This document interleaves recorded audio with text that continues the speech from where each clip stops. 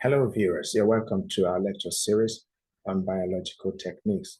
Today's lecture will be on herbarium techniques, and we'll look at what a herbarium is, and basically we'll also look at the various techniques that are used to set up a herbarium, which involves the collection of plants, the preservation of these plants, and the identification of the plants, and the curation of these plants or mounting of these plants for uh, research purposes in the herbarium to display them for people to see, and how the herbarium is being organized.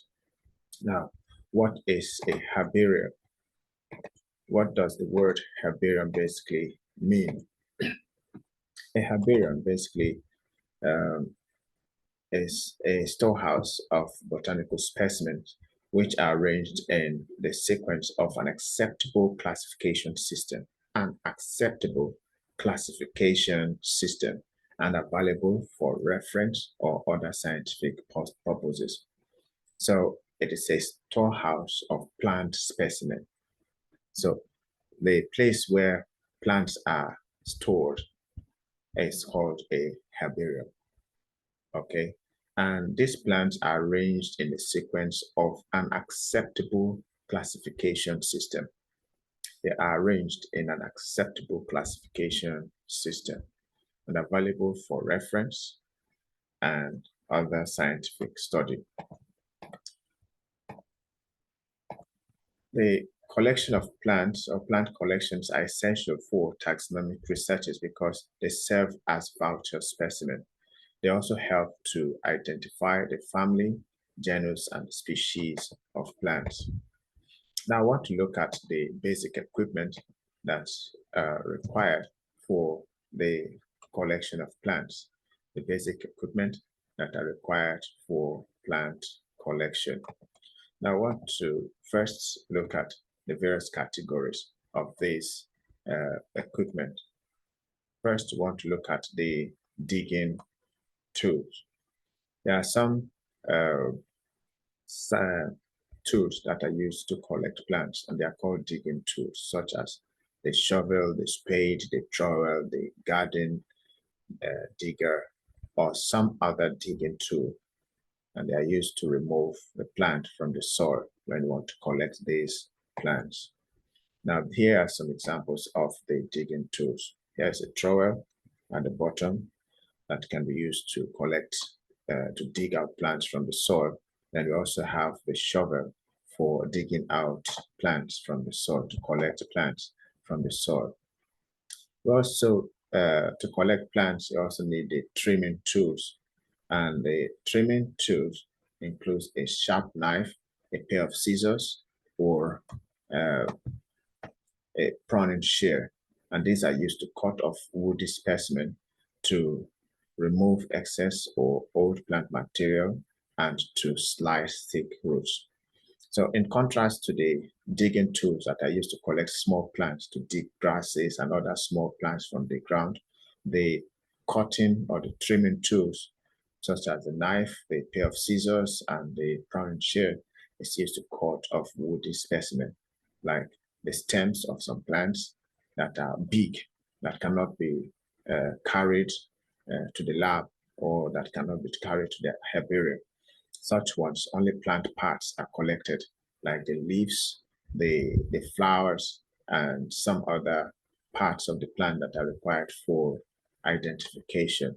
Even thick roots are sliced, which because the identification of plants requires some features like the leaf pattern, the type of leaves the plants have, the type of flowers the plant produce, the type of roots the plant has. So these trimming tools are used to collect parts of large plants. They are used to collect parts of large plants. So here are some pictures of some of these trimming tools, like the pruning shear, the pair of scissors, the knife, and others are called the trimming tools. They are used for the collection of large specimen. They also need a specimen container to collect plants.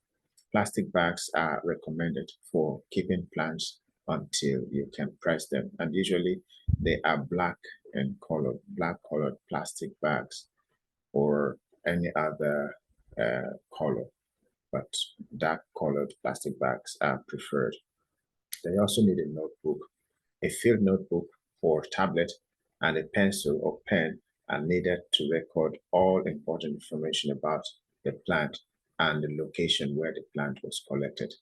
So when you go to the field to collect a plant, you are expected to write information about the plant, the place it was collected, the date the plant was collected, and that will help you to know whether it's rainy season, it was collected during the rainy season or dry season, and the location. The location also is important, whether it was collected, the location, they describe the location, whether it was collected from a swampy area, whether it was collected from water, whether it was collected from mountain or valley or whatever.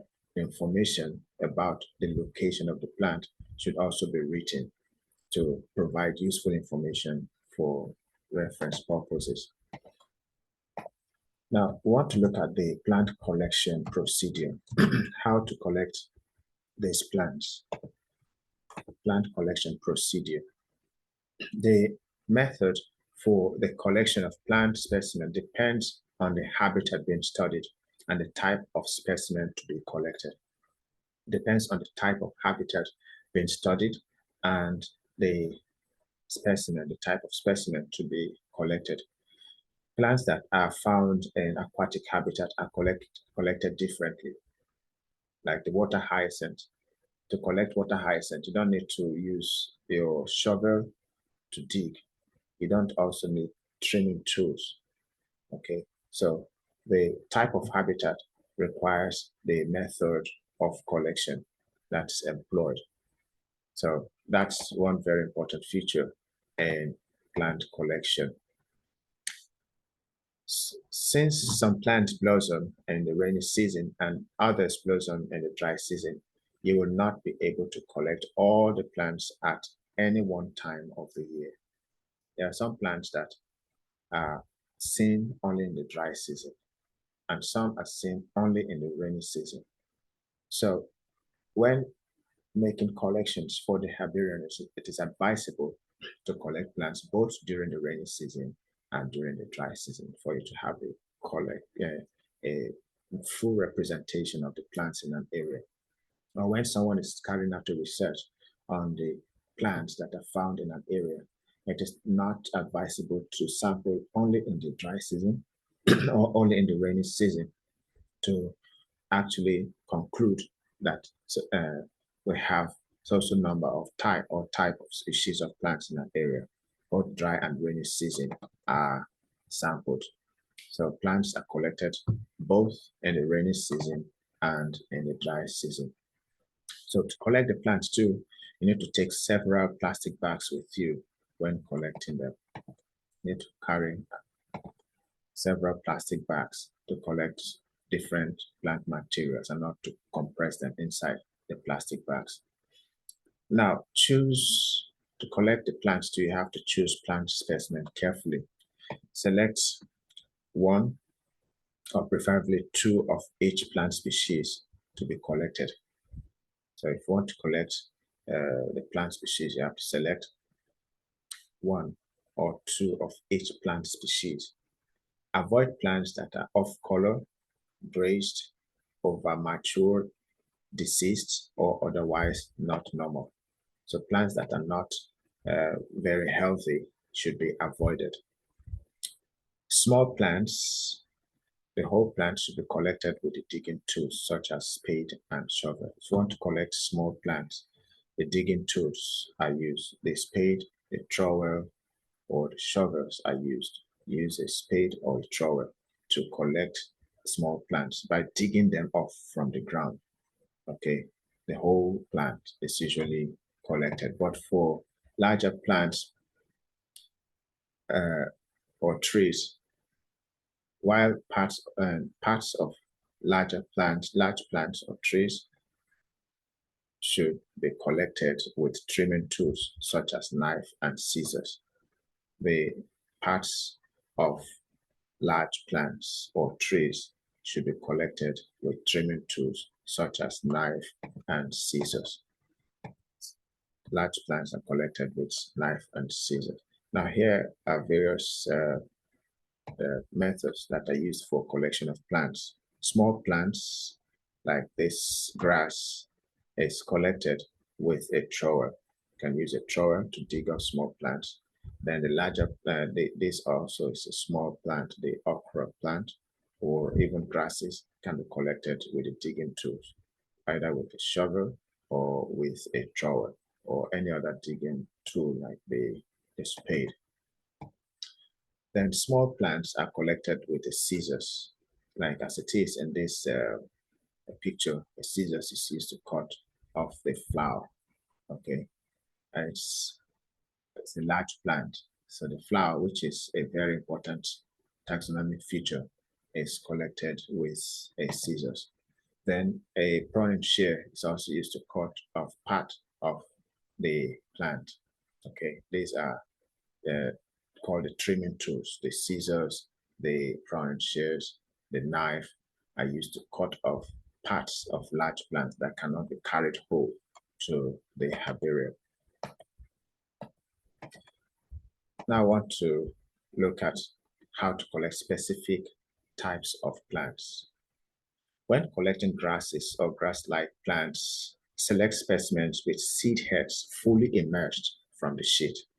If you want to collect grasses or grass-like plants, it's expected that you collect specimens with seed heads fully emerged from the sheet. So the seed heads of the grasses should be visible. They should be matured enough for you to collect so that it will help in the identification process. Now, you also need to select specimens that are still green, including the seed head. Collect specimens that are still green, not those that have lost their color, not those that are already withering. Plants that are still very healthy, very green should be collected. Then collect the whole plant when possible, including a good sample of the roots. When collecting grasses and grass-like plants, the whole plant is collected, not part of the plant. The whole plant is collected, including the roots of the plant. Be sure that rhizomes or stolons are attached to the plant if they are typical for that species. If a plant has rhizomes or stolons, those parts should be collected along with the plant. They will aid in the identification. Now, what if you're collecting forbs, that's broad-leaved herbaceous plants? What are you expected to do? Now, to collect forbs, you should select specimens in the flowering stage. The specimen that should be collected should be in the flowering stage. Then it is also expected that you collect the whole plant if possible, including a portion of the root. The whole plant should be collected if possible, including the roots. Some forbs can be collected with both flowers and seeds or seed pods on the plant at the same time. So when you're collecting such forbs, if you see any plant that has flowers and seeds or seed pods on the plant at the same time, it's preferable to collect such a plant so that you have the entire features of that plant well represented. Taproots or other thick roots should be sliced away on the underside so the plant will be fairly flat after pressing. So taproots should be sliced to enhance pressing of the plant. Sorry. When collecting shrubs and other woody plants, what are you supposed to do? Select a branch about 12 to 14 inches in length and not over 10 inches in width. So shrubs and woody plants that are very big, you need to collect just branches, the branch of the plant, not the entire plant, because it will be difficult to press. In fact, it's not possible to even carry such a plant to the herbarium. So it's important that we collect the branches or parts of the plant. Collect the plant when it is in bloom. The plant should be collected when it is in bloom. The roots of large woody plants should not be included on the plant mount. The roots of large woody plants should not be included in the plant mount. It's not even possible to include them. For example, the roots of big mango tree or guava tree and others, they cannot be pressed on the plant press or the mount. So they are not included. Unlike those of the grasses and forbs that can be included, those of the woody plants cannot be included. To collect a plant from the soil, dig about 6 inches straight. Dig about 6 inches straight down around the plant, about 13 inches out from the stem. Now, the procedure for the collection of plants, particularly those that are very small, like grasses and shrubs, that can be collected with the digging tools like the shovel or the trowel or spades.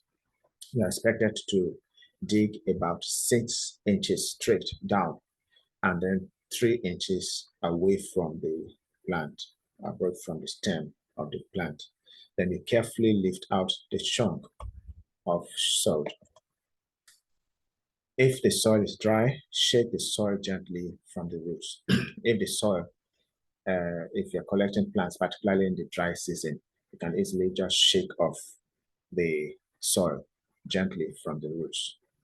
But in the case where the soil is very wet, if the soil is moist, use water to wash away the soil from the roots. Water is used to wash away the soil from the root. You wash it, move it sideways or to and fro, whatever.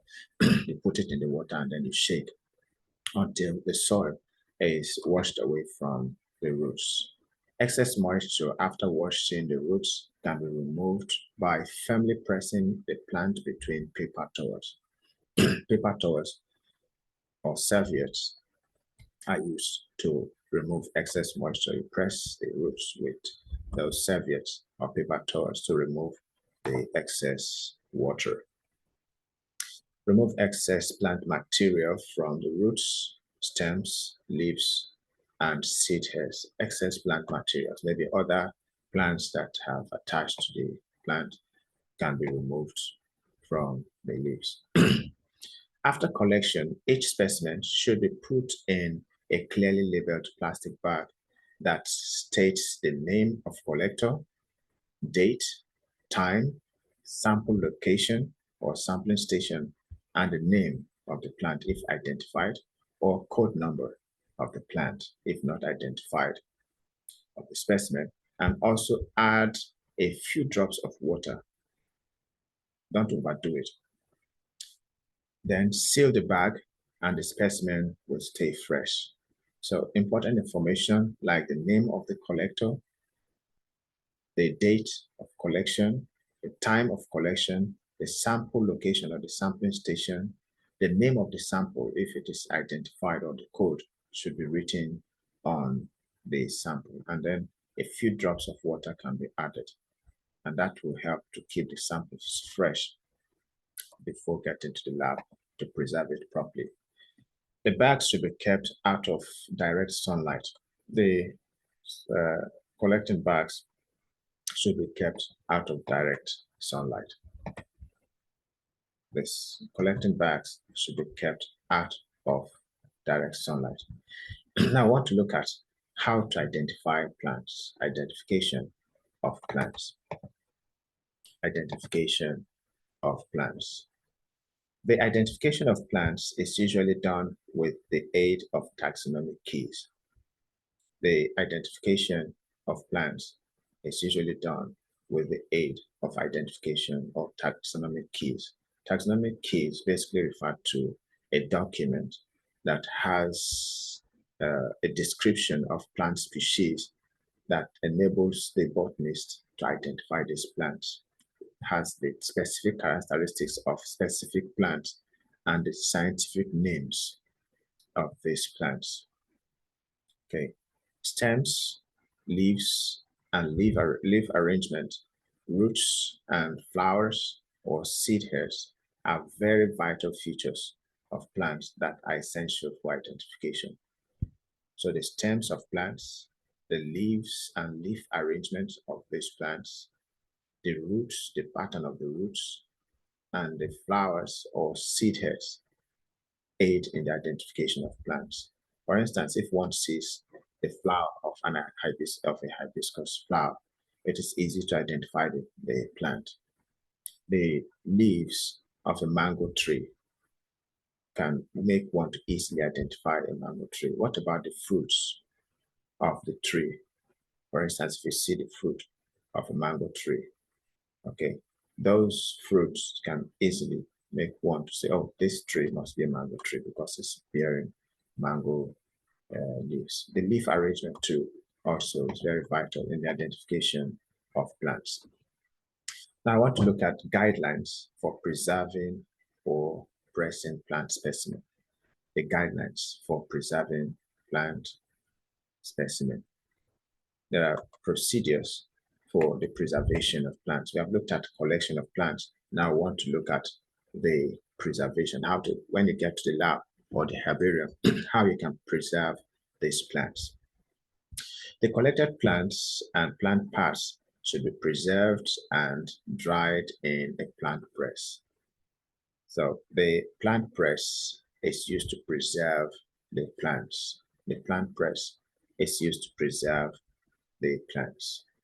So the preservation of the plants, to reiterate what I've said, is done with the aid of the plant press. The objective is to quickly dry the plants under firm pressure to retain plant colors and the plant arrangement.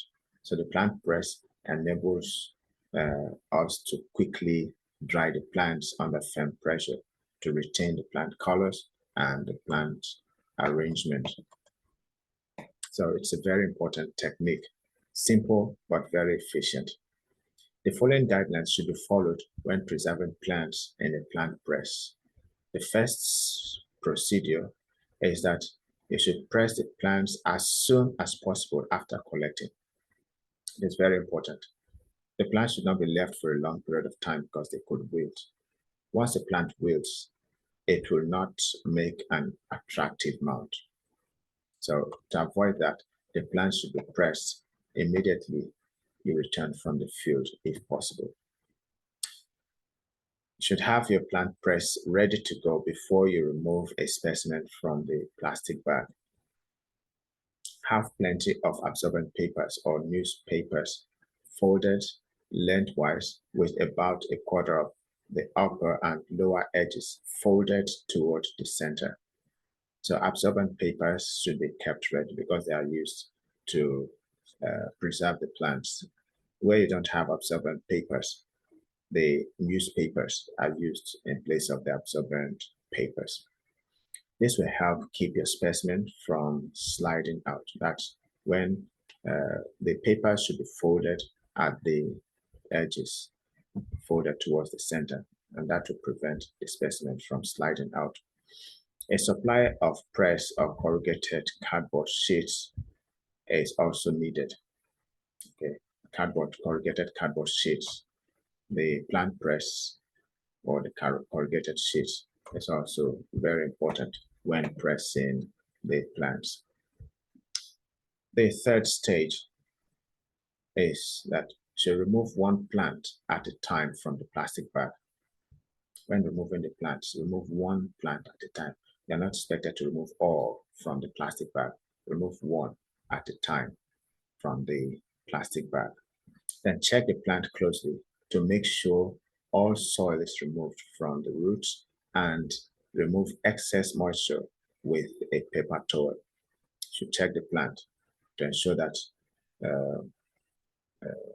all soil particles are removed from the plant roots, and also remove excess moisture with a paper towel or serviette.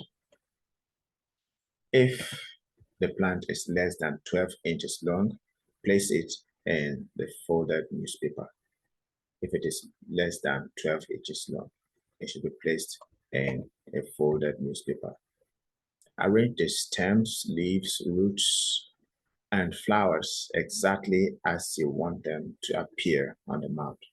So plants should not just be put on the plant press, or then between the absorbent papers or newspaper and then closed. When you place the plant, expected to arrange the leaves properly, ensure that no part is folded. Maybe the leaves are not folded.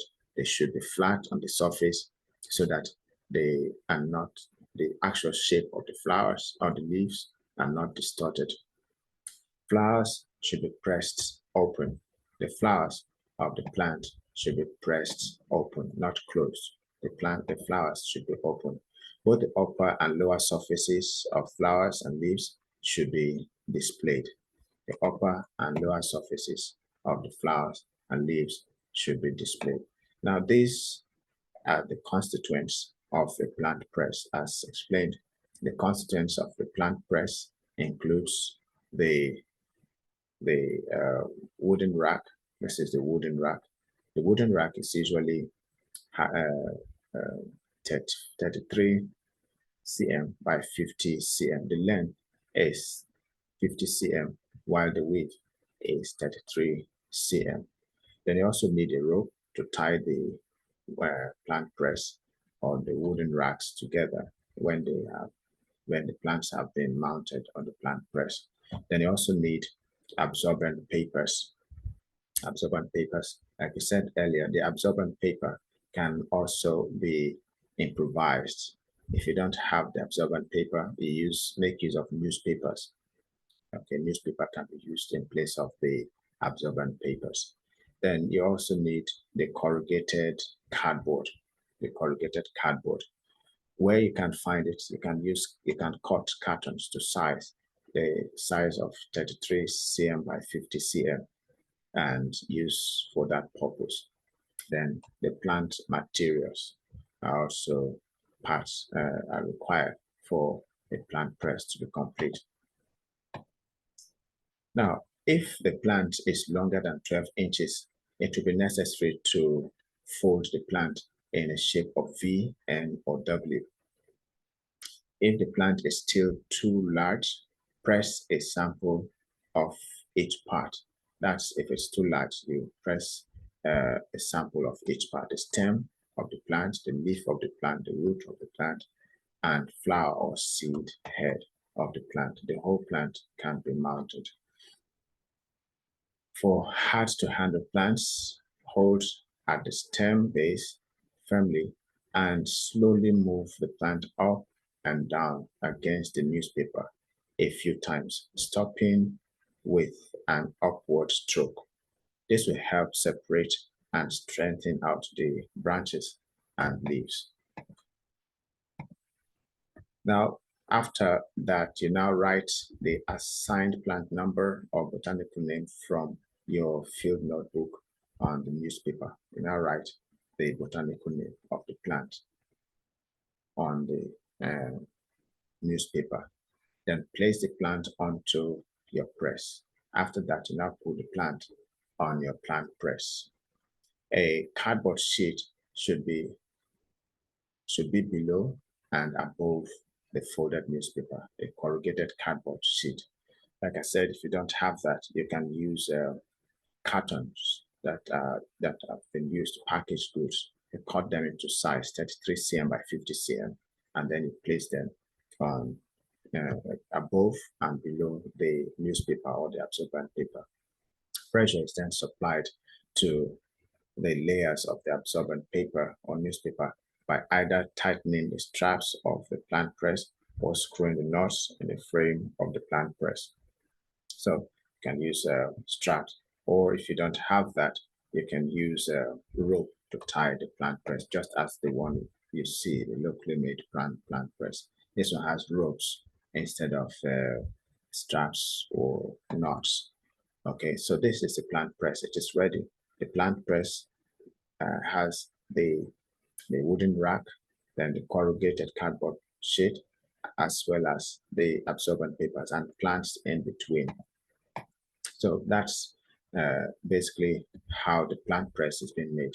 But it is also very important that you examine the plant after it has been pressed for 24 hours.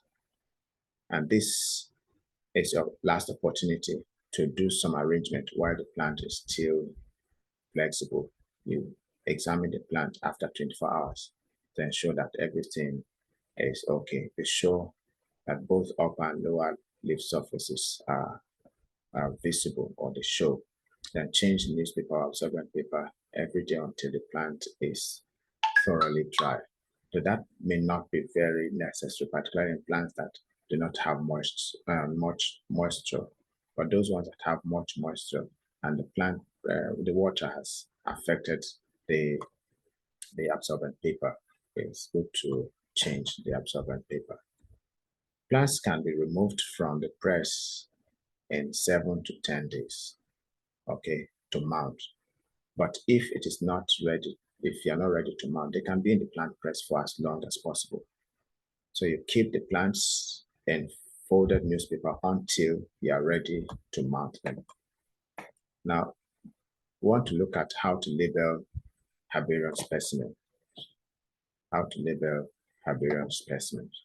Generally, herbarium labels should contain the following information. 1, the heading. The heading includes the name of the institution in which the specimen originated or is being deposited. Then the scientific name, the genus, the specific epithet, the authors. Then the family of the plant, the locality from which the plant was taken, the range, or which include the latitude and longitude, that the GPS coordinates of where the plant was collected, the habitat from which the plant was collected, the date of collection, the name of the collector or collectors, and who determined and few remarks.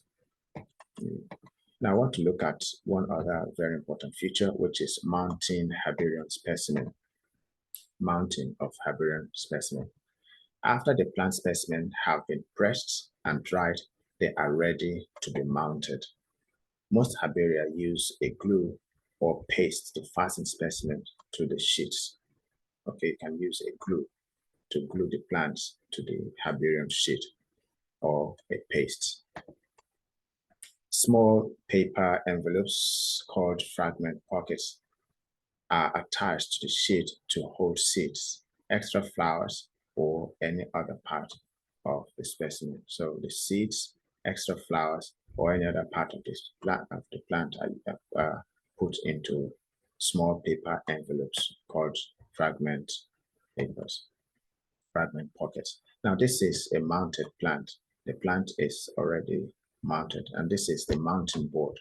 The mounting board, and then the plants are attached to the mounting board with a glue or paste, and the names of the plants are eventually written for those that are visiting the herbarium to know the names of these plants. So thank you very much for watching. Thanks for watching this episode of our YouTube video on biological techniques. Our next project, our next video will be on techniques in entomology and arachnology. Please subscribe to our YouTube channel for more videos to be competent biologists.